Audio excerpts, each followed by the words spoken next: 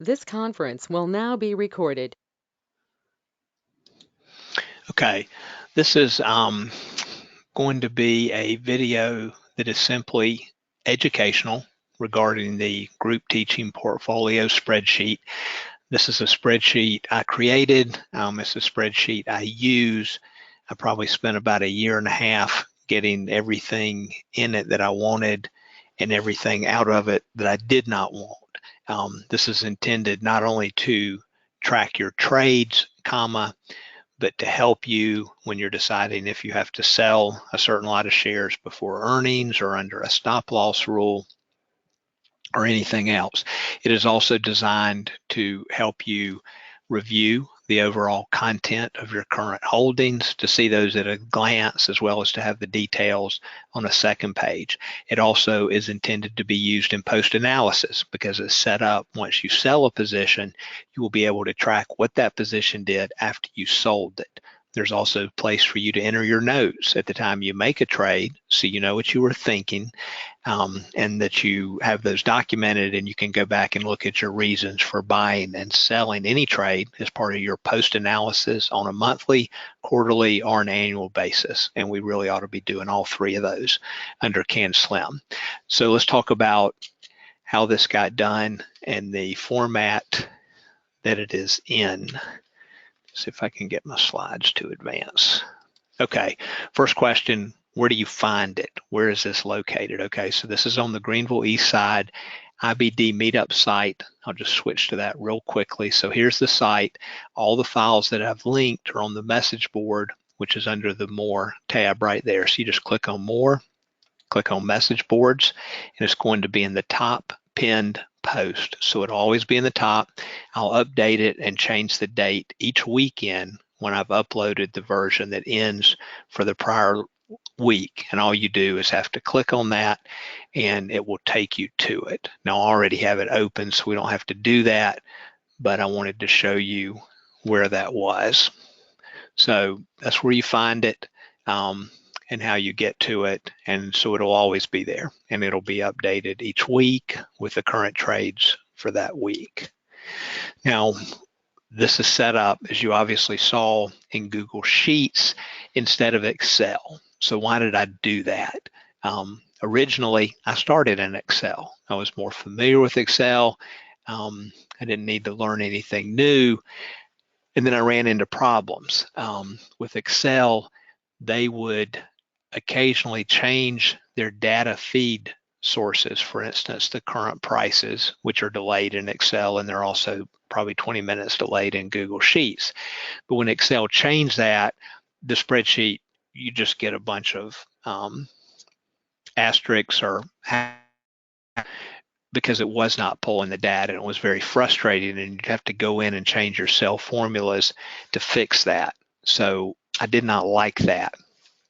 So Google Sheets, which is Google's competitor to Excel, it may not be quite as powerful, but I think it's more powerful for this application, is it pulls the data from Google Finance.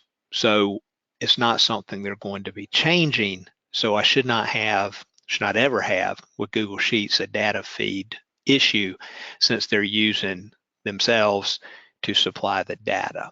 Also, with Google Sheets, there's a lot more data points that you can pull in. Now, I'm only pulling in what I need in the spreadsheet, which is basically price and volume, but you have a lot more flexibility than I found that you had with Excel. And so I said that. The other thing, and the one that I really, really like, is once you set up your Google Drive and you have your Google Sheets in there, it is going to be the same on any computer you open it on once you've set up a Google Drive in those computers and you have everything synced. So you can be working on this on your work computer. You can be in the middle of entering data you may not have got done. You go home and open it, and it's going to be exactly where you left it. So you don't have to save it to Dropbox or email it to yourself to other computers or remember where you were. So whatever you're doing, it's the same thing every time you open it. And that's just a great feature in my mind, whether it's on your phone or wherever you are. whatever change you made last is always going to show up, and you just pick up right where you were. And if you have a mistake you have to fix, you fix it, and it's fixed everywhere else because the document's stored on your Google Drive in the cloud rather than on any of your devices or on Dropbox, where you may have to go log into that and open it each time you want to work on it. Now, next question is, why bother with this? Why do you spend this much time putting a spreadsheet together? Well, Alexander Elder in his book has stated, show me a trader who keeps good records and I will show you a good trader. So if you're not tracking this, you're not tracking your batting average, your percentage gains, how you're doing, you're not going to know where your mistakes are.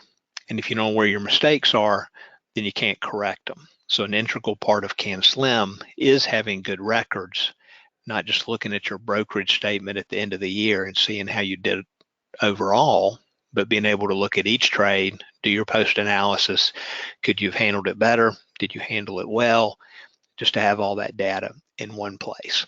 It's also very helpful, and Scott O'Neill has talked about this in some of the old webinars, to have a breakdown on each lot you've purchased within each particular ticker.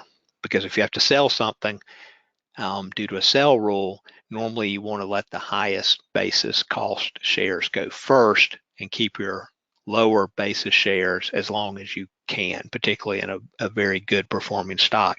So the spreadsheet lets you do that. The front page will give you at a glance summary of everything, but the breakdown for each individual buy and sell decision you made is also contained on the subsequent sheets. So again, probably spent about 15 months getting this to where I wanted it. Had everything in there I wanted, got rid of things that I did want. So we're going to go through it page by page. We're going to talk about what is in there and why. I'm going to walk you through entering a buy transaction, entering a sell transaction, showing how that works, how the data cells are linked together.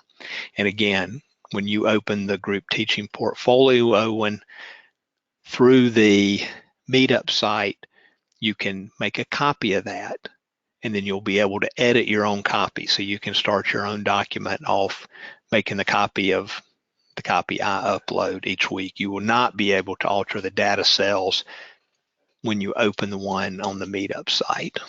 So, okay, so let's close this and let's go to the spreadsheet copy that I had open. Okay, so down at the bottom, you see the various tabs. So page 1 is the summary page. And so this will show you on one line for each position your current holdings, how many shares, what the ticker is, and I'll kind of just tell you what the features are as I go through it. So this one is highlighted in a color, and it's explained right there. So of all the positions in the group teaching portfolio currently, there's only one I've identified at this time as what I think may be, may not be, but it may be a true market leader. So that would be one to be held past the standard 20 to 25% profit goal. So I just flagged it to know that I've done that analysis, and many times there aren't any of them flagged. I think O'Neill says that one, maybe two out of every 10 CanSlim stocks you purchase correctly would qualify to be held for the longer term. The rest of them, 80%, maybe 90%, maybe 100%, if you're just starting out, are going to be sold at the 20% profit goal, or 25% if you're using that. But if you're starting out, you would use 25%. And you might sell half of it at the 25% profit goal and keep the other half for just a short-term profit extension, maybe closing below the 10-day line or closing below the low of the prior day. You just have to learn how to do that, the more experience that you have as you go along. So, and I put these in yellow. I just did this because both of these are in the 5G sector, and I was just sort of tracking that we have two stocks there. Don't want to get over concentrated, and those are both in hopefully what will be a leading sector for 2019 and maybe even some years beyond that. This column shows you average cost is pulling this data off another page, so we'll look at that. but it's average cost on the entire number of shares that you have. This column shows you total cost. In the group teaching portfolio, the normal position size that you start out with should be $30,000. So if we're following CanSlim, we're making a B1, a B2, and a B3, the total $30,000. We are scaling in. The B1 is 50% of the full position, made at the pivot plus 10 cents. The B2 is made at the pivot plus 2% or 2% above the pivot, either way you want to say it, and it's 30% of the full $30,000 position. And then the B3 is made at the pivot plus 4%, and it is 20% of the full position. So the numbers work out. The B1 is 15,000, the B2 is 9,000, and the B3 should be 6,000. And so what I've highlighted in this column, if it's highlighted in green, it shows that it is a full initial position size, because the goal is to start everything at the same size. The ones that are not highlighted are not, and I may have good reasons for that. I'm not saying there's anything wrong with that. This is just a way to track that. The one that's in bold shows there's been some sort of add-on buy and that it is an oversized position. So it just kind of lets you distinguish between full-size position, a larger than full-size position, and then ones that are under. And it's just a way to track that. The price current, this is pulled in by the spreadsheet. The price change for the day, spreadsheet pulls that in and does that for you. The change percent for the day, and then the percent of average daily volume for the day. In other words, if the stock was up nicely, was it on good volume or not? You'll notice that Upland UPLD, which was a buyable gap up on Friday, did that on 1,307% of its average daily volume. So that was rather massive volume. This number may be different than the volume number because the Google average daily volume may be different than the MarketSmith average daily volume. So I use MarketSmith in applying CanSlim and use the volume figures from there, but it's not apples to apples, but it's still telling you Friday was kind of a high volume day on most of these stocks, but not on VIAV. This shows the current market value of the positions. So this is what was paid. This shows you whether or not there's any profit. This column shows you how much each position is percentage of the total equity in your account. So that's just total stock value right there. It's current value divided by the value of all the stocks. This is the percentage of the total portfolio, which is that dollar value divided by the total stocks you have plus the total cash that you have. This column shows you the percent gain loss currently on each position cumulatively. And then this is the dollars that go with the percentages, and then they're just total down here. This column is for earnings date. Very important for CanSlim investors to always know the earnings date. This is a new position, so I haven't filled this in yet. I need to look it up on MarketSmith. These all have E's beside them, which means they're just estimates.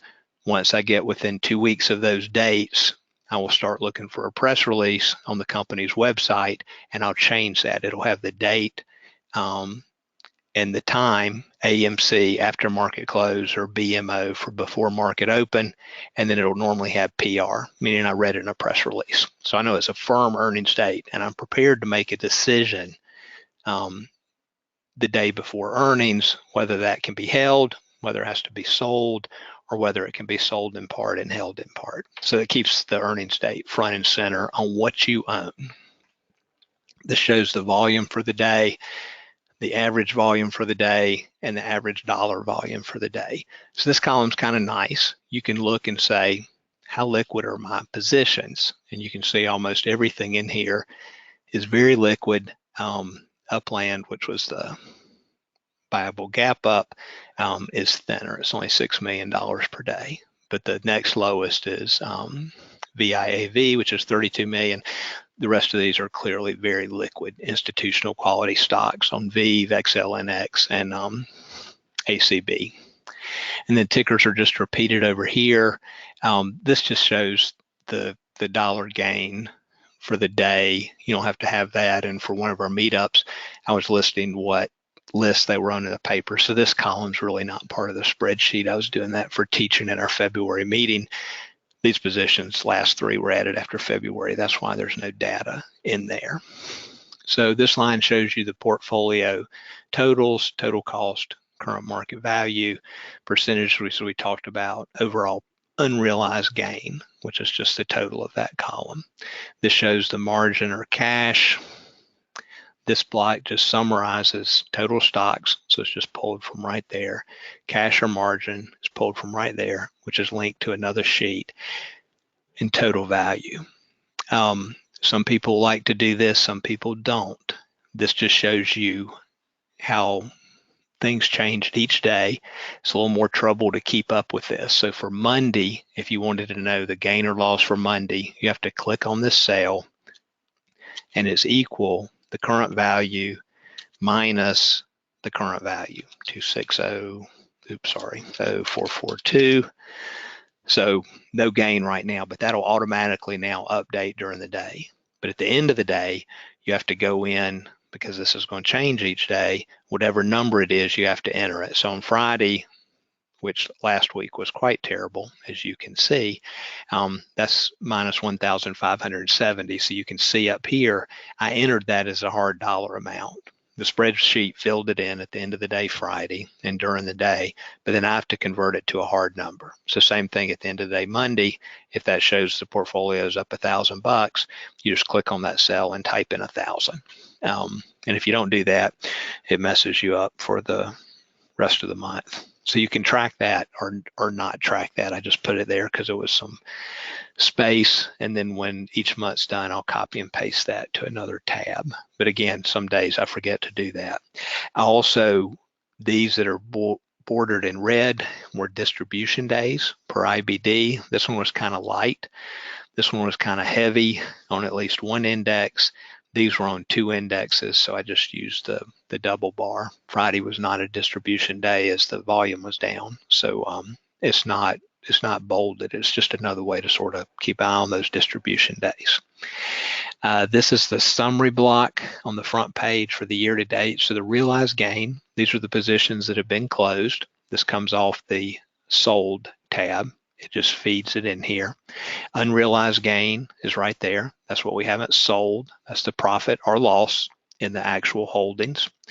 Last year, because this is an annual exercise that's based upon the prior year, there was some unrealized gain. It was actually negative. There was a loss. So to make my numbers right for this year, I have to add that back in. If there'd been a profit unrealized gain of $1,000 at the end of last year, I'd have to subtract out the 1,000 because that was part of last year's performance that was just carried into this year. This shows the total gain year to date, both what was sold minus what is, or plus what's not been sold in this case, and then the percentage gain year to date. This was up around 9% before the end of February and March, so it really got knocked down. And then this just shows you a split. CanSlim doesn't tell you to track this, but I like to track it between how much is realized gain, how much is unrealized gain, and the percentage difference between the two. So if you're selling at that 20% profit rule and you're keeping your losses at 7% and your batting average is right, you want this number to just keep growing during the year. And you want your unrealized gain to keep growing too until it hits the profit goal. And then again, this is just a summary block. This also shows you on a cash basis the total percent invested. So this was a bad week. So sell rules were triggered on some stocks, and all of a sudden we're less than 50% in the market. So this shows total stocks, margin / cash buying power. This shows actual cash. If we're not using any margins, we built up a bunch of cash. We almost could buy 5 positions, 4 more positions. We only have 1, 2, 3, 4, 5 now. Kind of 8 or 9 is the goal. So all that's lining up. And this shows the percent invested on a cash basis, the percent invested on a margin basis. And then this just shows some stats from the prior year. So I just keep those in there. Some prior performance. So in 2017, we were up 36%. Last year, the portfolio was up 17.45%. when the NASDAQ and S&P both had losses. And then there's some templates at the bottom if you need to use that. This is just a way to search for things on Google. I put it somewhere I could find it, so it just happens to be on that front page. All right, so that's page one. Now, page two, the details owned. This is the breakdown on the actual holdings. The data on every trade will be entered on page two when you add a position. So this shows what's in there. It shows the date of each buy, the size, how much was paid per share. Here's the average cost. The spreadsheet will fill that in for you. The total owned, this one's a little weird. I'll come back and explain why those are in yellow.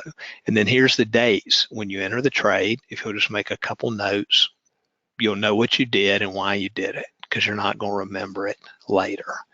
And I put these notes in here so to teach, to follow along. So Xilinx is in there. And again, these numbers are just going to go forward to the other page. So there's a note. So anything you own is there. At the bottom of the page, here's the template you start with. This is what you use whenever you enter a new position. And I'm going to do that. So I'll show you how to use that in just a minute. Once a position is complete, it is moved from this page with all the notes to the sold page. So this is where you do your post analysis. And so we'll come back and look at this one.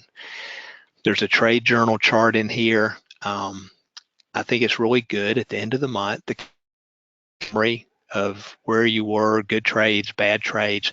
I use the last Friday of each month because that's what Bill O'Neill used. And then you kind of know to do it that weekend rather than having to stop and do it in the middle of the week. Into February, I did not do the notes like I was supposed to, so they're not in there. And then I made a couple notes recently because we're having some weird market action. So I wanted to document that and be aware of it. So there's a trade journal page. You can be much more detailed if you want to. There's a cash balance page. Every time you buy or sell a stock, you have to make an entry on the cash balance page, because if you sold something, cash went in. If you bought something, cash came out. So that's the page where that's entered. There's an equity curve page where you can track where things were at the end of each month. Again, I'm using the last Friday of the month because it's the way Bill O'Neill did it. The sector owned page, haven't updated this in a while. I just did it in January. But if you wanted to just sort of see how you are in your portfolio and how it's distributed, you can fill in your positions here by what sectors you're in and then how liquid the stocks are. So back on January 18th, here's what we had. So ViV was in there. It trades $164 million a day. So that's telling me how liquid it is. It was an industry group 80. I want to be in the top 40 industry groups normally. So this one was strong enough that I went beyond that. And then the size of the initial position. So we were 100% invested on that. Same thing on team. It was in software enterprise. And note, we had 3 stocks that are in that same sector. So that helps you track that in case you're getting a little bit over concentrated. So Salesforce was in there, ticker CRM, trades $1.1 billion per day. That's a very liquid stock. It was in industry group 18, top industry group. This one was 18, that one was 12, 100% position size, 50% position size. So you can use that page starting out or not. It's up to you. Monthly, these are where I just cut and paste what you saw on page 1 for each month. There's some instructions in here on how to use a spreadsheet. I'm kind of doing all that in the video, and there's some miscellaneous formulas and math calculations that I put in there. So let's go back and enter a trade so you know how this is done. So to start out, if you're starting out with your B1, your B2, and B3, you're going to start on page 2, remember. So we need a little more space in here. So you just click on that, go up to insert, row below, and then if you'll just hit the F4 key, it will just repeat that till you have enough rows. And if you have a couple extra rows, it doesn't matter. And then you need the template to work off of. So you're going to click here, hit the shift key, make a complete copy. Oops, I went over here and clicked at the bottom. You hit Control C because you want a copy of that. You go up here and hit Control V as in Victor, and it will fill that in. So you're ready to go. So I'm assuming that we were recently buying CSPG, because this was a canned slim stock that was breaking it out, and I've written the numbers down. I'm sorry I didn't write the exact dates down, so we'll just treat it like we bought it all on March 1st, but y'all can go look at the chart on this one. So when we made the first buy, we put in the ticker. I've already calculated it. The 50% position size would have been 33 shares, and the buy point on that stock, what we paid per share, you can look down here, was 448.45, which means the pivot was 448.35. Remember, the B1 per can slim is 10 cents over the pivot. And so it should, okay, I typed the ticker wrong, CSGP, I'm sorry. It wasn't filling in the data. Okay, now when I entered the B1, let's assume that's all we did that day. That means I don't need these rows, so I need to get rid of these. So click on that, hit the shift key, go to the end, and just hit the delete key. We'll get rid of those. Also, we have not sold anything yet. So these columns right here, realized gain, percentage, and what happened after we sold, we don't need those. So we're just going to get rid of those. So you got to take out the data you don't need. And so that's what we got. So we bought this. It basically was a B1. Again, it should be $15,000. That $5 is the commission rate that's programmed in to automatically add it or take it out. So that's in the spreadsheet, just assuming most people have that commission rate. You could change that in the template if you had $3 commissions or 0 commissions. You would just change those to zeros and it would work for you, I'm pretty sure. So we have the B1. This is the current price, so Google is filling that in already per the template. This is the total of the holdings, and this is how much we're up. So this is the line you use if you're making a buy or sell decision where you can see each decision. So let's assume we just bought that one share. Well, now we got to show it on page 1 because we don't have it. It's got to go on our summary page, so I need an extra line. I'm going to insert a row below, and then this is the number of shares held. So I want this tied to page 2. So when I buy more shares, it'll automatically update page 1. So I'm just going to go here. I'm going to hit the equal sign. I'm going to go to the number I want, which is 33 currently. Don't use that. Use the total, because when you add more shares, page 1 is automatically going to update for you. Okay, I have to manually type in the ticker, or I guess I could have gone to the other page, but I just do it. The average cost, again, I hit the equal key. That's going to be on page 2. It's right there. Average cost, I want to take it from the bottom, hit enter. Okay, total cost, how much did I pay? Hit the equal key. I need to link it to page 2 so that when we buy more, it'll automatically update to page 1. I put that in there. Then the rest of this is going to fill in. So all I have to do is click there, hit the shift key. I'll go ahead and get that cell. Click on that little blue dot and pull it down, and it'll should fill all that in for me. CS, oh, I did the ticker wrong again, sorry, CSGP. Now it'll fill all that in. Now, it did drag down the ticker, so obviously that's wrong because it's a different row. So I have to go CSGP, enter it there also. Now, here, percent of equity and percent of total portfolio, this didn't automatically fill in. So I just hit the equal key, the amount of the stock divided by the total number of stocks, it'll fill that in. And then this one, hit the equal key, that divided by total portfolio value, it'll fill that in. Now that threw my totals off because sometimes when we added a row, these aren't auto summed. So just to double check those, you can just click on the total, hit this button up here, functions, hit sum, click on that, just hold your mouse down, hit enter. And it may already have had it in the spreadsheet, but I just do this to double check. Sum, hit enter. This is going to change. Sum, hit enter.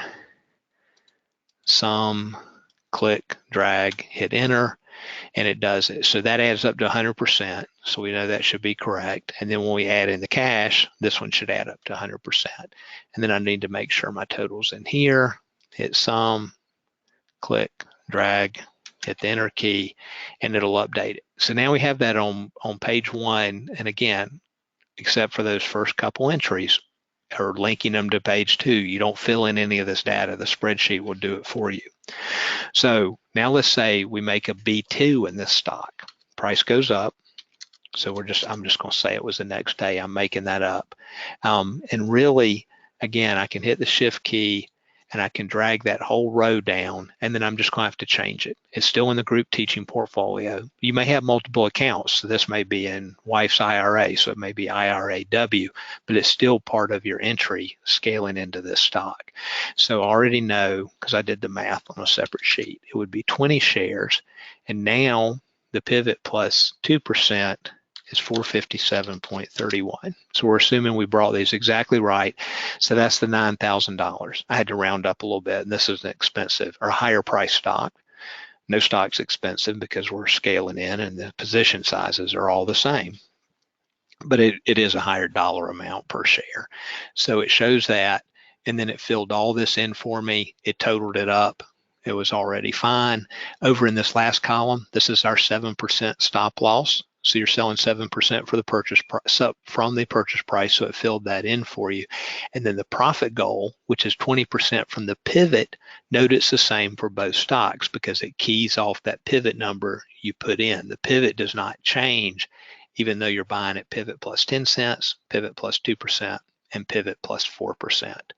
So this over here is calculating for you if you're using a 7% stop loss rule. If you're using hard stops, there's your math. As soon as you bought this, you would have entered a sell order to sell 33 shares at a stop market loss order of 417.06. You do the same thing on this 20 shares. There's your stop loss at 7%. Or if you're using 8%, the spreadsheet gives you the number also. So let's say, and again, if we go back to page 1, it automatically updated. So now it's showing the total invested. Now I left out one step. When we bought both of these, we spent money, so we have to go to the cash balance page. So we go over here and scroll down. I need some more lines. So insert row below, hit F4 a couple times. So that we said was on 3-1-19. We had a B1 in CSGP, and then the next day, 3/2-19, we had a B2 in CSGP, and so we have to enter that. So I have to go back to the detail owns page. I usually just do this manually. So the total paid, 14,803.85. So that's minus 14,803.85. To go back and check. 14,803.85, right? So we're going to enter that, and then we have to enter the B2 detail zone 9151.20. That's 9151.20, and then you can just click on this, and it has the math formulas built in. So it subtracted them out. This is the total, which was over on page 1 right there. Because I don't want to go back and have to change anything on page 1. I just have to go here. This was my old total that feeds to page 1. Hit the equal sign and just hit the enter key, and it'll fill in that number. And so you go over here, and that's filled in there, and it's filled in there. So that's how you do it. And now you can see the total cost on this position, how much is up, that sort of thing. And so assuming we got to a full position on this stock, again, I can just take the whole line and drag it down, and then it wasn't 20 shares. This would have been 13 shares. Again, I already did the math, and the pivot plus 4% is 466.24. So that'll bring that in, how much we paid for it, and how much is up. And again, we have to go enter the cash on the other page, because now page 1 should show that we own 29,000. We paid almost $30,000, so we're right at the full initial position size for that stock. And over on the cash balance page, oops, let me go back, I forgot, 5950.03.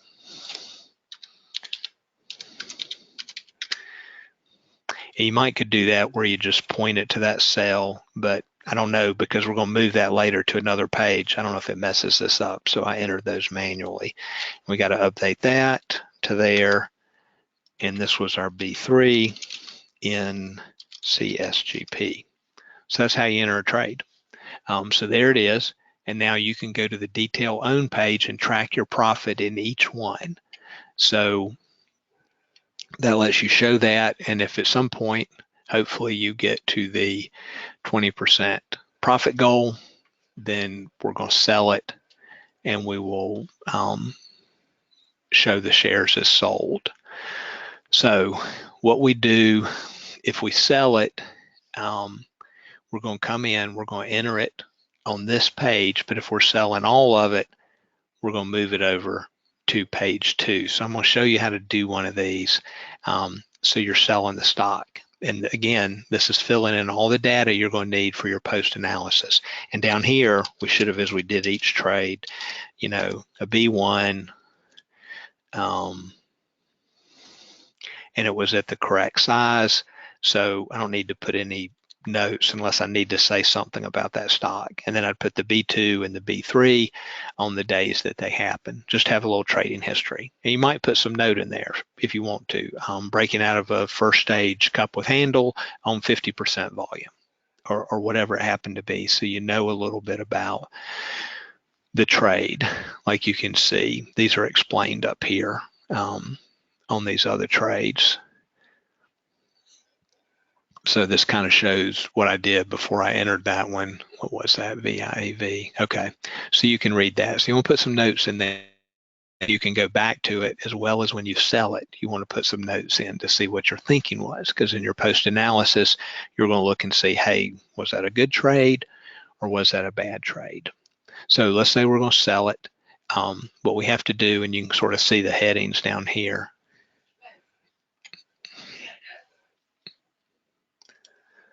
Okay.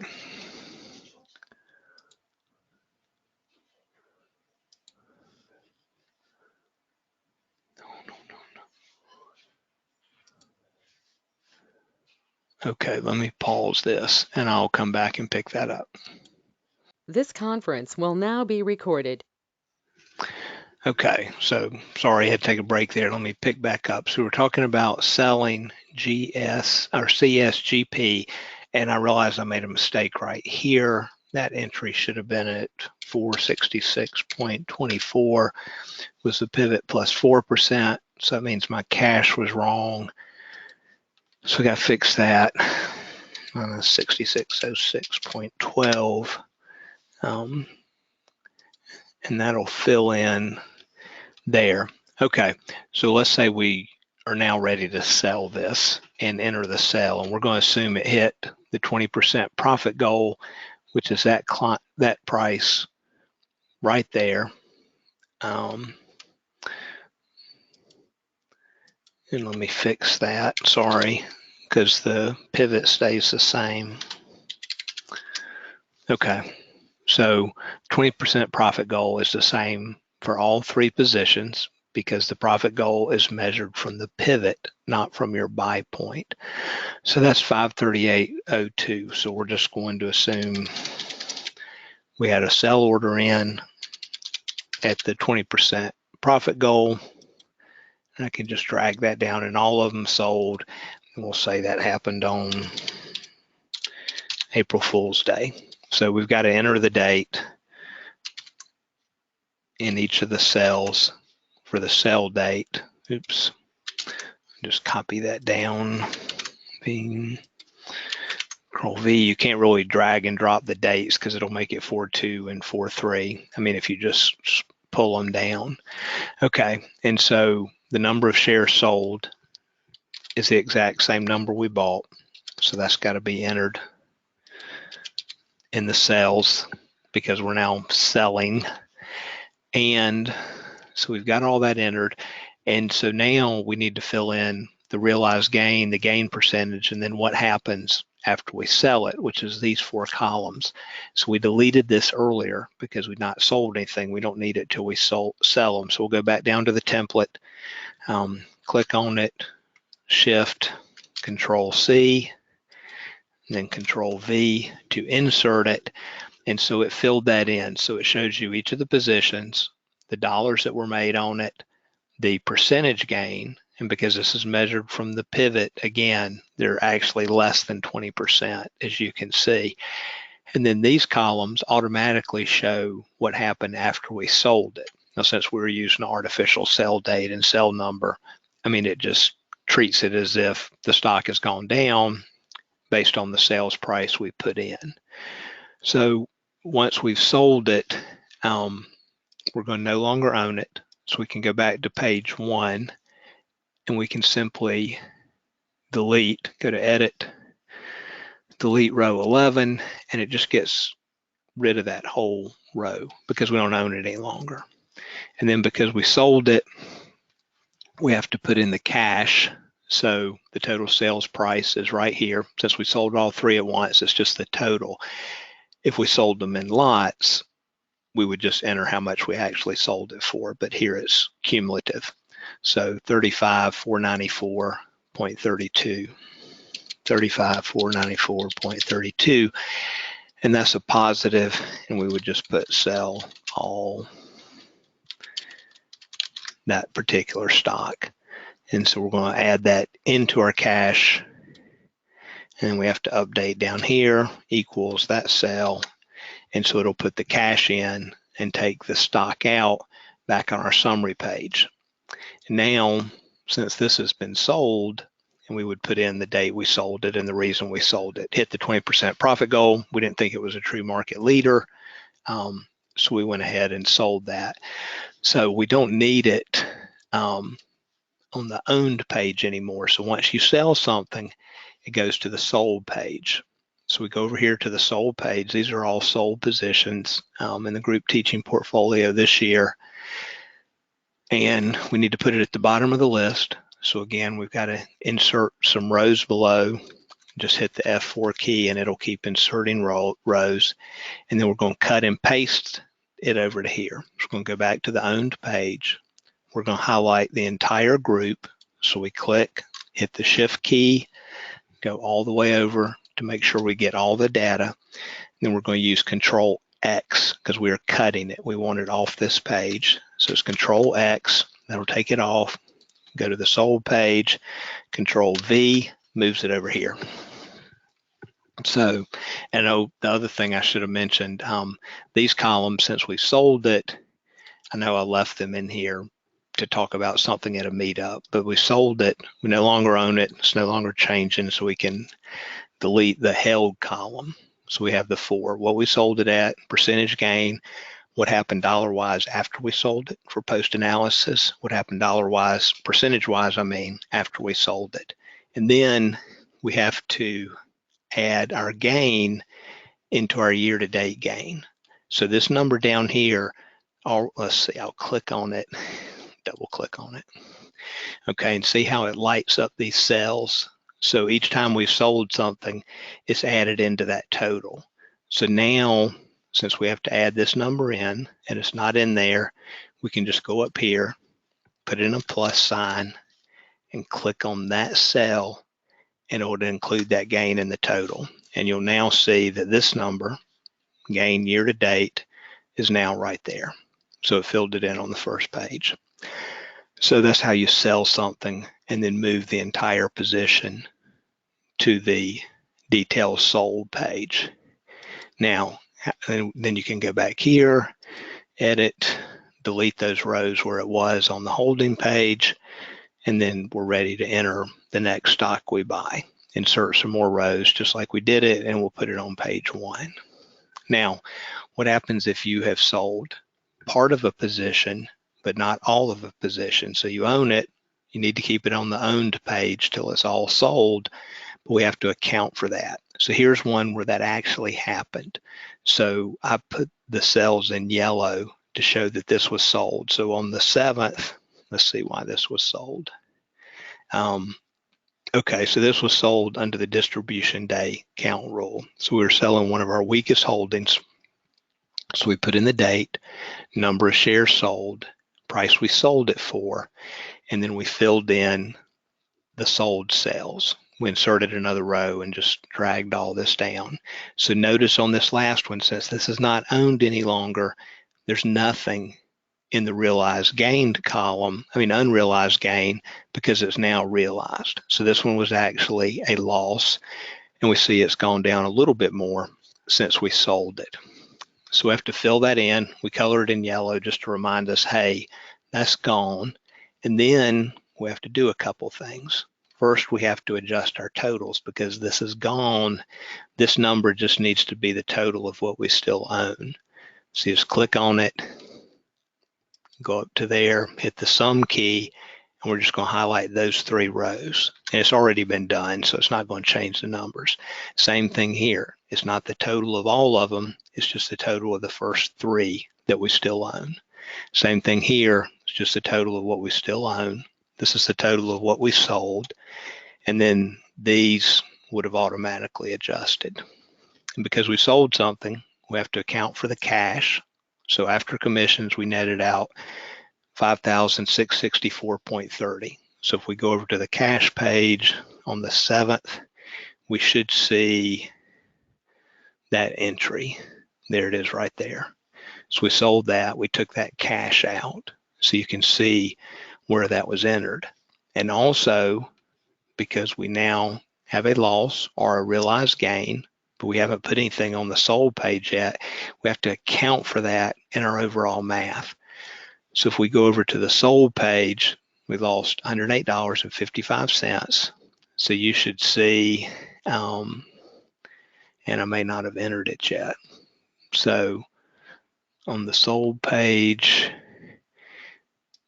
we would have to put that loss in. So it's 108.55. So we just put it as the partial, the AV partial. We just take whatever that loss was, the 108.55, and put it in there. And it's actually, that's already included in this down here, I think. So let me see. Yep. So it updated that. It took it off because these are zeros. These were prior partial sales, but they're still in the math. So when you fill in a number, it fills in there. So you have to do partial ones there. And so at the time all of this one is sold, it would be moved to the sold page. This total column would be included in this total down here. And then we'd go put a 0 here because we don't need the partial anymore because we're going to have the whole position up here.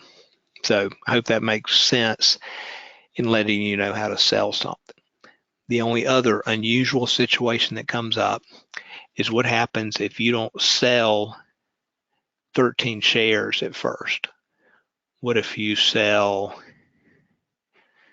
say, a third of the position, which is 22 shares, and you didn't buy 22 shares. You want to sell 13 of this, and then you want the other 9 to come out of there. So when that happens, you have to make adjustments, in the way you bought it. So let me see if I can find one up here because I usually code them in orange when that happens. It doesn't happen very often. Those were coded for something different. Yeah, I don't have, it says we're sold the same day. I don't know if I have an example of that. So what you have to do on your detailed owned page, let's say for whatever reason, under our rules, we needed to sell just 300 of that 470. So what you do, you just insert a row above, and then what you have to do is take this 470, this one trade, and just split it into 2 trades, like you bought it in 2 different lots. So if we were selling 300 of it instead of and leaving 170, what we do is take this entire row, and you can go all the way over, it doesn't matter, but we drag this down, kept the date the same, and so we wanted to sell, so we need to make it this 170 and this one 300. And so then we split it into 2 lots. I normally will just color these together in like orange, and that just reminds me that, hey, this was one trade when we bought it, but I had to split it in 2 trades to sell it. So I'm gonna have a date here when we sell it. Say we sold it on the 9th, and then this is going to be at some point in the future. And then because we split it into 2 trades, it's the same amount of money at the same price. It does have an extra commission in it, so you can delete one of the commissions if you're concerned about being $5 off. And then you're just going to fill in all the sold data like we did. You're going to add the cash in from what you sold, and then you're going to adjust all your totals to be just the top 3, because that's all you have left. So the same thing I showed you on a regular sale applies to a partial sale. And then whatever loss or gain you have to go over. This one's VIAV to details sold. And because we already had a prior sale, it's down here. We're going to put the new number from the spreadsheet on there. So I hope that's clear. Just every time you sell something, you have to adjust your holdings. You have to show the gain or loss that you have somewhere on the sold page, and you got to adjust the cash balance. And then everything on page 1 will adjust as you do that. Again, I didn't complete that trade, but that kind of shows you how to do it. So I think that's it. Those are the main things I think you need to know about how to use the sheet. Once you've entered a few trades, both on the buy and sell side, it becomes pretty quick, pretty intuitive, lets you look at your portfolio overall, lets you make selling decisions, particularly when you get to earnings season. Let's say we had earnings coming up on Xilinx. Let's say earnings were Monday. This is weekend, Monday after the close. So we look at this, assuming we want to hold the stock through earnings. We look at the stock, we look at prior earnings. We're over the 8% rule that we require, or cushion that we need. So we could hold that, we could hold that. If we have high conviction, maybe we hold this one, probably selling both of these.